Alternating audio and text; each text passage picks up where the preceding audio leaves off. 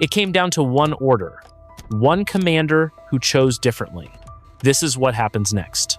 Imagine a narrow neck of water. It is only 21 miles wide at its tightest spot. On one side, you have desert mountains. On the other side, you have more desert. This is the Strait of Hormuz. It is the most important stretch of water on the planet. Why? Because 1/5 of the world's oil flows through this tiny gap every single day. If this water closes, the global economy stops.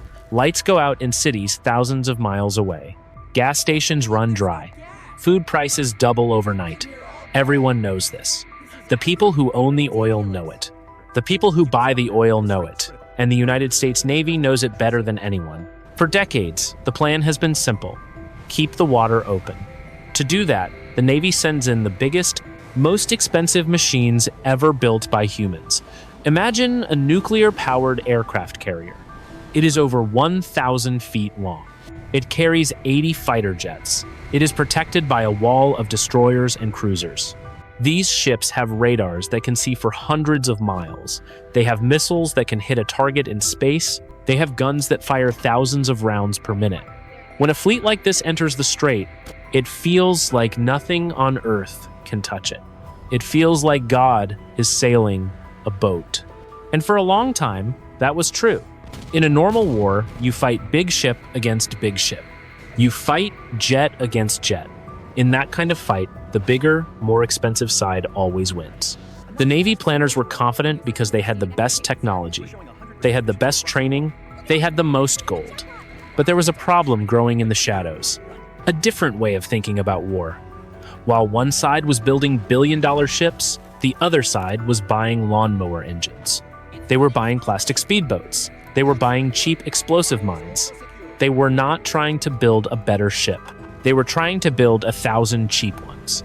This is the doctrine of the swarm. It is the idea that a giant can be killed by 1,000 bees. One bee cannot kill a giant. The giant can swat one bee. He can swat 10 bees, but he cannot swat 1,000 bees at the same time. The Navy knew this idea existed. They had even practiced against it in secret war games. In those games, things often went very wrong. But in the real world, the big ships kept sailing. The tension in the strait was always there, like a rubber band stretched to the limit.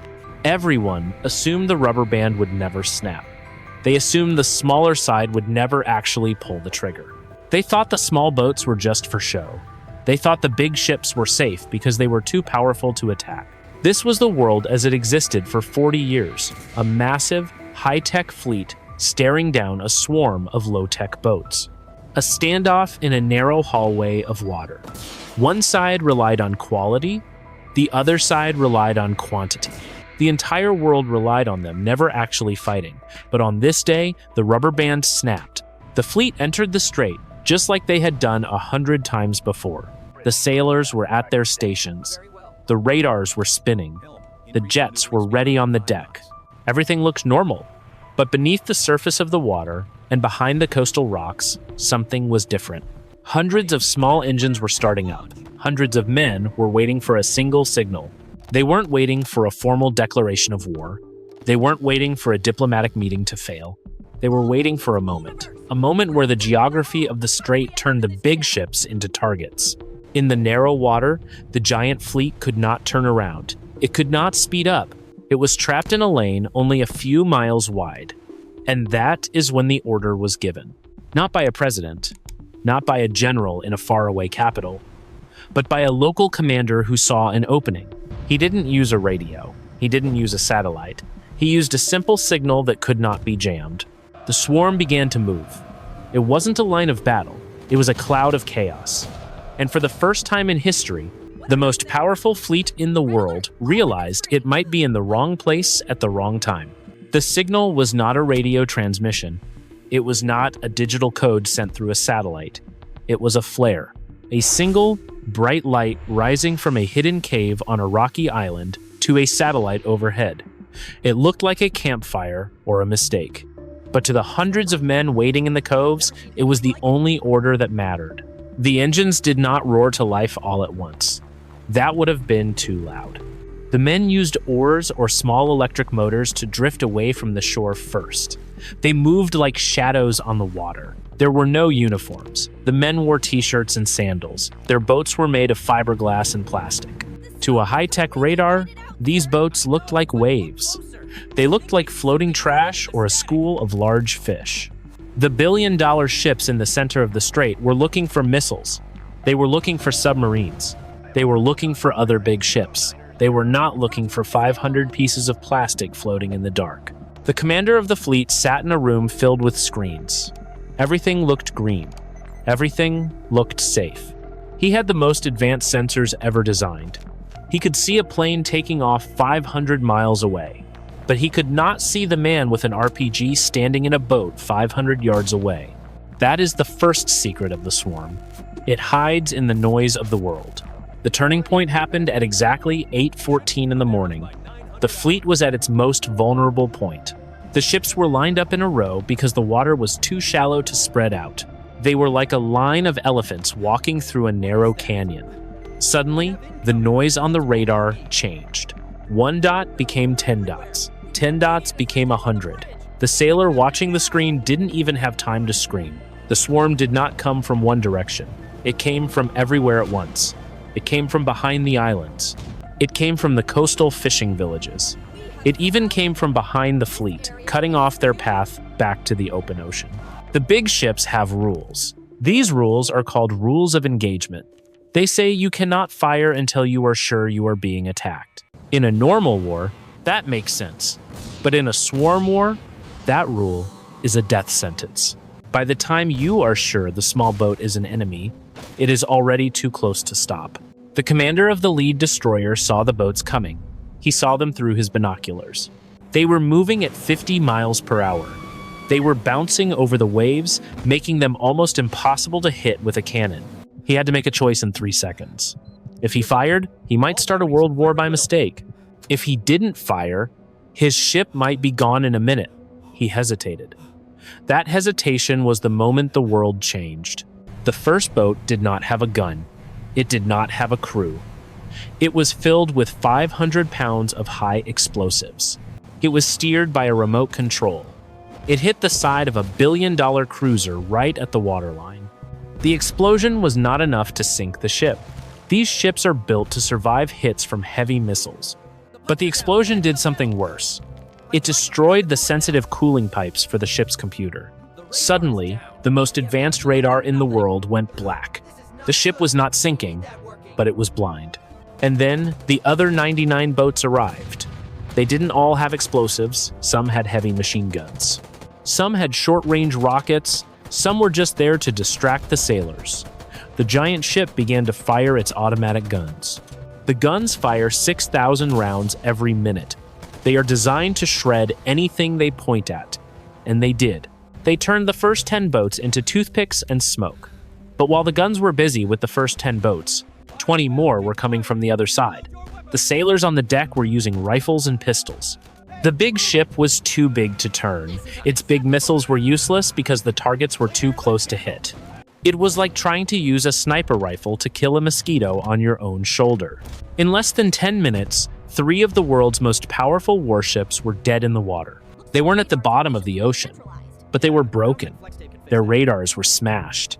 Their decks were on fire. Their crews were in shock. The swarm had done the impossible. It had stayed invisible until the moment of impact. It had used the big ship's own rules against it. And most importantly, it had proven that technology has a breaking point. That breaking point is simple math. If you have 100 bullets and I have 101 men, you lose. The giant had been bitten. The world watched the smoke rise from the strait and realized the old way of war was over, and the giant was bleeding. The smoke from the burning ships does not just drift into the sky. It drifts into every boardroom and every capital city on the planet. Within an hour of the attack, the news hits the global markets. In a normal war, the news takes time to settle. In this war, the reaction is instant. The people who own the giant oil tankers are the first to panic. They are not soldiers. They are business people. Their job is to move oil from point A to point B without losing money. As soon as the first reports of the swarm attack are confirmed, every insurance company in London makes the same decision. They declare the Strait of Hormuz a total loss zone. This sounds like a technical term, but it is actually a death blow to trade. It means that if a ship enters that water and gets sunk, the insurance company will not pay for it. No captain will sail a billion-dollar tanker into a zone where they aren't covered. Suddenly, the flow of oil stops. It doesn't slow down. It just stops. Dozens of massive ships, each carrying millions of barrels of oil, drop their anchors outside the strait. They are afraid to go in. They are afraid to go out. While the ships sit still, the rest of the world begins to scream. In New York, the price of oil jumps by $50 in a single afternoon. In London and Tokyo, the stock markets have their worst day in 100 years. This is the immediate consequence that the swarm was designed to trigger. It is not just about sinking a destroyer. It is about holding the world's throat. Back in the Strait, the Navy has a different problem. The commanders are realizing that their defense systems are not broken. They are just empty. This is the math of the swarm that haunts every war planner. A modern destroyer carries a limited number of interceptor missiles. Each of these missiles costs $2 million. They are designed to hit high-speed jets or cruise missiles. But during the swarm, the sailors were forced to fire them at plastic boats. They were forced to fire them at drones that cost less than a used car. In the first 20 minutes of the fight, the lead ships used up half of their ammunition. They destroyed 50 targets. But there were 500 more coming. The Navy realizes they cannot stay in the narrow water. If they stay, they will run out of bullets before the enemy runs out of boats. For the first time since World War II, a United States carrier strike group is forced to retreat. They turn around and head for the open ocean. They need space to breathe. They need to get away from the shore where the small boats can hide. But retreating is a message. To the rest of the world, it looks like the giant is running away. The psychological impact on the sailors is even worse. These men and women were trained to believe they were invincible. They were told that their technology could solve any problem. Now, they are standing on decks covered in soot and blood. They are looking at the horizon, wondering which wave is actually an explosive boat. They are not sleeping. Every time a fishing boat appears on the radar, the entire ship goes to battle stations. The stress is like a physical weight. The Navy is used to being the hunter. Now, in the narrow waters of the Middle East, they feel like the prey. And then there is the political fallout. The leaders in Washington are facing a nightmare. They have two choices. They can send in more ships and risk losing an aircraft carrier. Or they can wait and watch the global economy collapse because the oil is stuck. There is no middle ground. There is no easy win. The swarm has done something that a regular Navy never could. It has turned a military conflict into a global hostage situation. The world realizes that the Hormuz Premium is no longer just a theory. It is a reality that is going to cost trillions of dollars. As the sun sets on the first day, the strait is quiet. But it is the quiet of a graveyard. The big ships are gone. The tankers are waiting. And somewhere in the dark, the small engines are being refueled. The swarm proved it could win the first round. Now, the world has to figure out if it can survive the second. The ocean usually feels like an endless blue field.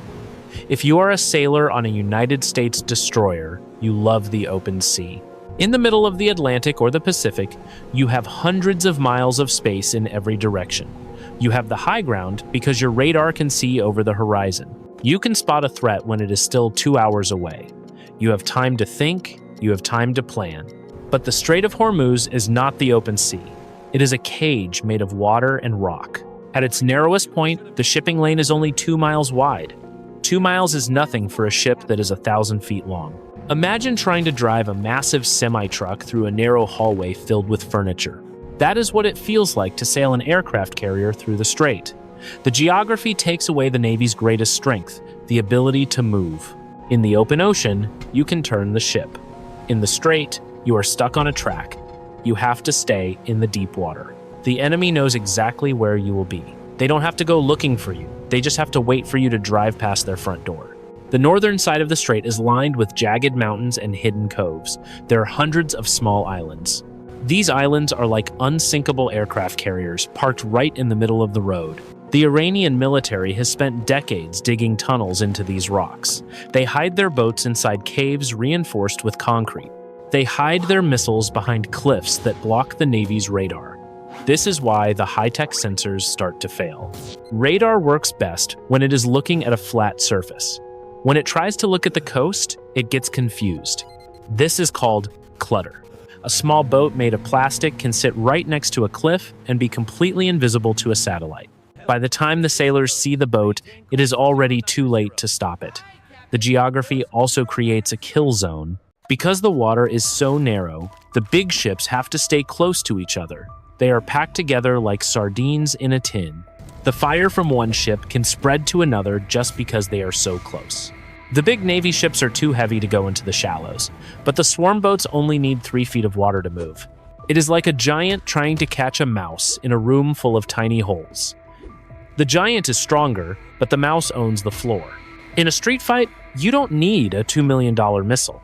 You just need a brick and a good hiding spot. They have thousands of bricks and the best hiding spots on Earth. They have turned the map itself into a weapon. The Navy realized that as long as they were in the strait, they were playing the enemy's game. The water wasn't their friend anymore. It was a trap that was slowly closing.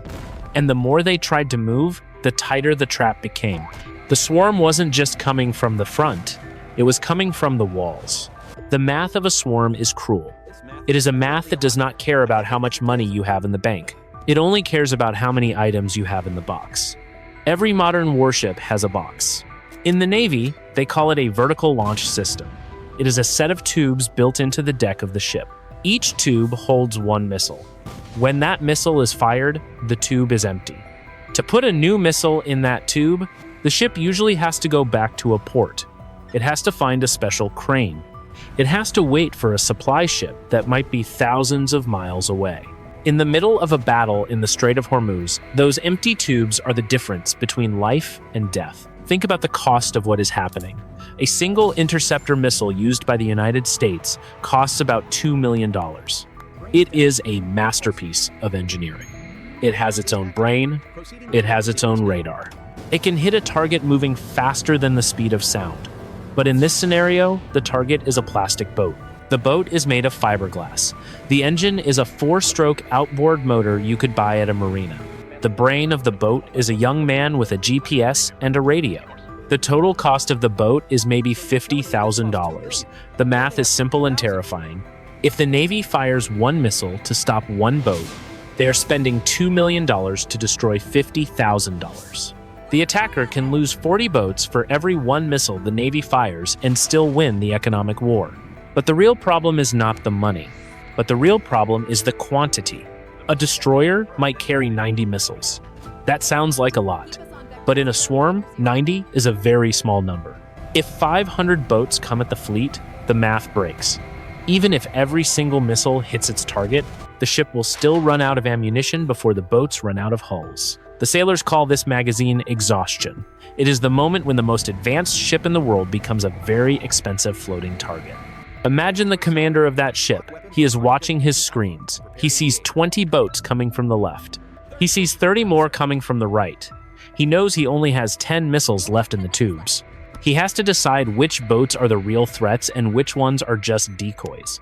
Is that boat filled with explosives? Or is it just a guy with a camera trying to make him waste a missile? He doesn't know. He can't afford to be wrong.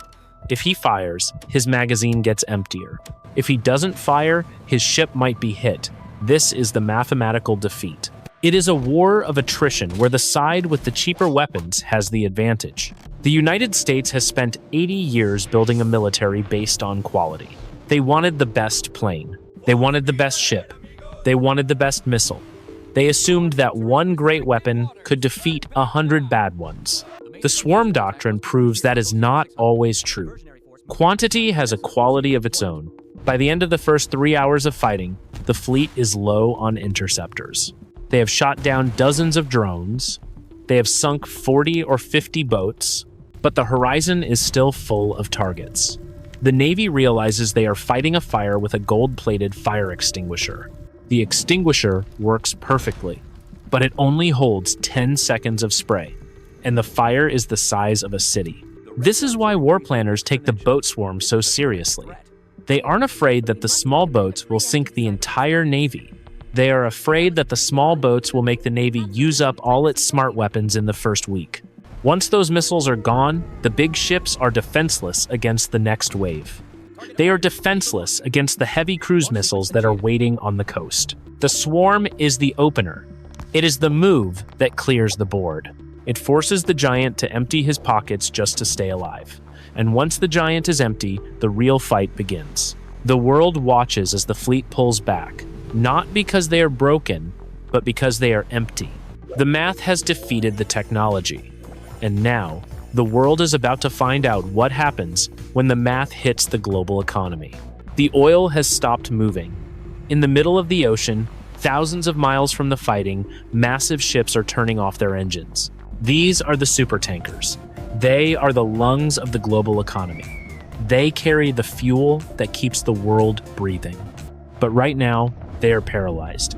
This is the economic shockwave of the swarm. It is not made of fire or steel. It is made of paper and panic. It starts in the office buildings of London. This is where the insurance markets live. Every ship that sails the ocean must be insured. No company will risk $1 billion vessel and $100 million of oil without a guarantee. The moment the first American destroyer was hit, the insurance companies went into a room and locked the door. By lunchtime, they made an announcement. The Strait of Hormuz was now a total loss zone. This is a term that means the risk is too high to calculate. If a ship enters that water, the insurance company will no longer cover it. If it gets sunk, the owner loses everything. For a shipping company, this is the end of the road. They cannot afford to lose a ship. So, they give the order to stop. One by one, the tankers drop their anchors in the deep water of the Arabian Sea. They wait. But the world cannot wait. The world needs 20 million barrels of oil from this strait every single day. When that oil stops flowing, the price of everything starts to climb. It starts at the gas pump. In a normal week, the price of gas might change by a few cents. In the first 48 hours of this conflict, the price doubles. People start to panic. They wait in lines for hours to fill up their cars. They start to fight each other over the last gallon of fuel. But the gas station is just the beginning. The real damage is happening in the places you don't see. Think about the trucks that deliver food to the grocery store. Those trucks run on diesel. If the price of diesel triples, the price of bread and milk triples too. Think about the factories that make plastic or medicine. They need oil to run their machines. Suddenly, the cost of making everything goes through the roof. Companies that were profitable yesterday are bankrupt today. Stock markets in New York and Tokyo begin to melt down. Trillions of dollars in wealth disappear in a single week. This is why the swarm is such a powerful weapon. The attacker didn't have to invade a country. They didn't have to bomb a city, they just had to close a gate that is 21 miles wide. The world realized that its entire way of life was built on a very fragile foundation.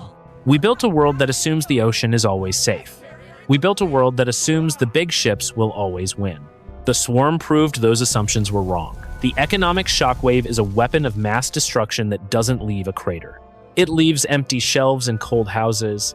It leaves people wondering how a few plastic boats could break the modern world.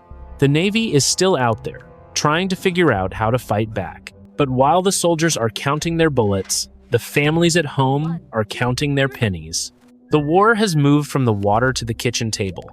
And for most people, that is a much scarier place to be, without its breath. The answer is not very long, and the people who launched the swarm know it. They are waiting for the world to break. They are waiting for the phone to ring in the capital cities. They know that eventually, the pain of the economy will be greater than the pride of the military.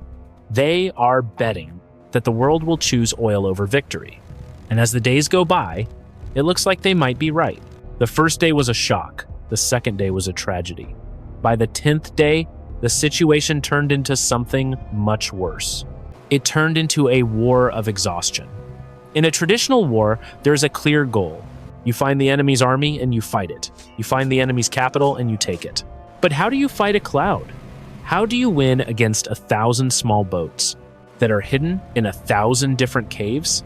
The Navy planners in Washington realized they were facing a problem they couldn't solve with a single strike.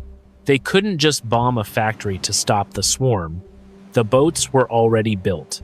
The engines were already there. The fuel was buried in the sand. The superpower found itself in a waiting game. And in a waiting game, the side with the most patience usually wins. The Navy tried to keep a presence in the region. They moved their ships out of the narrow strait and into the deeper water. They created a safe zone a few hundred miles away. But even there, they weren't truly safe. The swarm didn't need to attack every day to be effective. They just had to remind the world they were still there. Once a week, they would send out 5 or 10 boats. They would launch a few cheap drones from the back of a pickup truck on the coast. The Navy had to react to every single one. They had to turn on their radars. They had to put their pilots in their jets. They had to stay awake for 24 hours at a time. This is the psychological weight of asymmetric war. The attacker only has to be lucky once. The defender has to be perfect every single second of every single day. Imagine being a sailor on one of those ships. You are sitting in a steel box in the middle of the ocean. It is 100 degrees outside. You haven't slept more than 4 hours in a row for 2 weeks. Every time the alarm goes off, your heart jumps into your throat. You don't know if the next blip on the screen is a piece of wood or an explosive that will end your life. After a month, the machines start to break down too. These ships are complex. They aren't meant to run at full power for weeks without stopping. Parts wear out. Computers overheat. The cost of just staying in the water starts to eat the military budget alive. While the ships are wearing out, the political will at home is starting to crack. The people back in the cities are tired of the high prices. They see the lines at the gas stations getting longer. They see the price of food going up every week. They start to ask a very dangerous question. Why are we there? Is it worth it? The leaders in Washington are trapped. If they leave, they lose their influence over the world's energy. If they stay, they might lose their entire fleet to exhaustion and small-scale attacks. The attacker knows this. They aren't trying to sink every ship in the Navy. They are trying to make the war so annoying and so expensive that the superpower just gives up. They want the giant to decide that the prize isn't worth the pain. This is how small nations defeat empires. They don't win on the battlefield. They win in the bank account and the mind. The swarm is a tool of political pressure. It turns the superpower's own people against the war. By the second month, the conversation has changed. It is no longer about victory. It is about exit strategies. The world realizes that the high-tech military was built for a sprint, but the swarm has turned the war into a marathon, and the giant is starting to trip over its own feet. The tension is no longer about the next explosion. It is about the next election. It is about the next mortgage payment that someone can't afford because the price of oil is too high. The swarm is winning without firing a shot. It is winning by simply existing and refusing to go away. And the longer the giant stays in the hallway, the weaker it becomes. 50 years have passed since the day the strait closed. The world that grew out of that smoke is almost unrecognizable to a sailor from the old century. The first thing you would notice is the silence. The age of the giant ship is over. For 100 years, the strength of a nation was measured by the size of its aircraft carriers. They were the cathedrals of the modern age. They were massive, beautiful, and incredibly expensive. But today, they are gone. The great shipyards of the old superpowers are empty or have been turned into museums. Nobody builds billion-dollar targets anymore. In this new world, the ocean belongs to the invisible. Instead of one massive ship, navies now use what they call the cloud fleet. These are thousands of small, unmanned boats that operate like a single brain. They are cheap, they are fast, and most importantly, they are replaceable. If you lose 100 of them in a single afternoon, you just turn on a factory, make more. You don't lose 1,000 sailors. You don't lose a national symbol. This shift changed the way countries talk to each other. In the old world, a superpower could send one big ship to a coastline and everyone would be afraid. Now, that doesn't work. A small nation with a few thousand drones can hold a superpower at bay. The big stick of Diplomacy has been shattered into 1,000 splinters. Power is no longer centralized. It is distributed. This has made the world both safer and more dangerous at the same time. It is safer because big, world-ending wars are harder to start when you can't find a single target to hit. But it is more dangerous because small conflicts can happen anywhere, at any time, for almost no cost. Trade has changed too. The world realized it could not depend on narrow hallways of water, like the Strait of Hormuz. The global economy spent 30 years moving away from those choke points. Massive pipelines were built across continents, new rail lines were laid through the mountains. The ocean is still used for trade, but it is no longer the only way to move the world's energy. The tankers that still sail the sea are different now. They are smaller, they are armored, and they are escorted by their own swarms of defensive drones. The Hormuz premium became a permanent part of the price of everything. We simply accepted that the world is more expensive because the world is more fragile. The people living in this new world don't think about naval supremacy anymore. They think about area denial. They think about how to keep people out rather than how to get in. The ocean has become a series of gated communities. Each region has its own swarm that protect its own water. The idea of a single global navy that keeps the peace is a ghost from the past. The giant died in the strait 50 years ago, and the world decided it was better to be a cloud of bees than a target for one. The map of the world looks the same, but the way we move across it has been rewritten. The ocean is no longer a highway for the powerful. It is a frontier for the many, and the shadow of the boat swarm follows every ship that dares to leave the harbor. The shadow of that day did not just cover the Strait of Hormuz. It covered every ocean and every coast on the planet for the next 1,000 years. When historians look back at this moment, they don't call it a naval battle. They call it the Great Decentralization. It was the moment the world stopped believing in the myth of the center. For 5 centuries, the story of human power was the story of the one big thing, one big castle, one big king, one big ship. From the Spanish galleons to the British men of war to the American aircraft carriers. The rule was always the same. If you have the biggest, most expensive thing, you win. But the swarm changed the physics of power. It proved that the biggest thing is also the most fragile thing.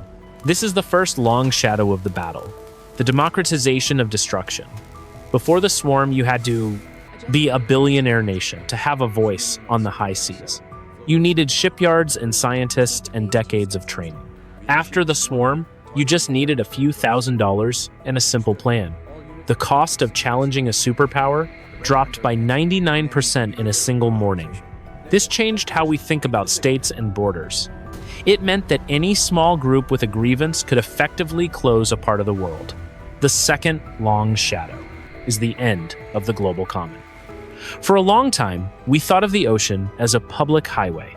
We thought that because the Navy was there, everyone could use the road for free.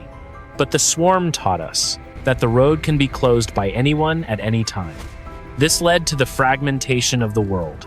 Nations stopped relying on global trade and started building everything at home. They stopped trusting the invisible hand of the market to keep the ships moving. The world became a collection of islands once again. Each island had its own wall and its own swarm. This battle also changed how we look at technology itself. For decades, we thought that high-tech meant better. We thought that more computers and more sensors would always lead to victory. The swarm proved that complexity is a target. The more complex a system is, the more ways it can break. The simpler weapon is the more durable weapon. This lesson leaked out of the military and into the rest of our lives. We stopped building massive power grids that could be knocked out by one storm. We stopped building massive cities that relied on one single food source. We moved toward a world of distributed resilience. We started building thousands of small power plants instead of one big one. We started building local networks instead of one giant internet. The swarm didn't just sink a ship. It sank an entire philosophy of how to organize human society. It taught us that if you put all your eggs in one basket, the basket is all the enemy needs to see. If you want to survive the next 1,000 years, you have to be the dust, not the stone. The stone is easy to hit. The dust is everywhere and nowhere. The shadow of the swarm is the realization that the era of the giant is over. The era of the cloud has begun. And that shadow will never truly lift as long as humans are fighting over water and energy. We now live in a world where everyone is a hunter and everyone is a target. The giant was the last of his kind, and the bees have inherited the earth. So, what did we learn from the day the giant fell? There are 4 big lessons that every military planner is thinking about right now. The first lesson is that technology has a breaking point. We spent decades believing that a smarter weapon was always a better weapon. We thought that one $2 million missile could solve any problem, but the swarm proved that math is more powerful than engineering. If you have 100 bullets and your enemy has 101 targets, you lose. It does not matter how much money you spent on those bullets. The second lesson is that geography is the ultimate weapon. In the open ocean, the superpower is king. But in the narrow hallway of the Strait of Hormuz, the giant is just a target. The environment can strip away every advantage you have. If you are trapped in a cage, your strength does not matter as much as your ability to hide. The third lesson is that the economy is more fragile than the military. To break a superpower, you do not have to sink its entire fleet.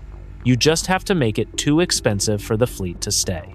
When the price of bread and gas doubles, the people at home will end the war for you.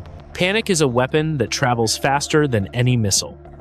The final lesson is about the future of power. For a long time, we thought being big was the same thing as being strong. Now we know that being small and many is better than being big and one. The age of the centralized giant is over. The age of the distributed cloud has begun.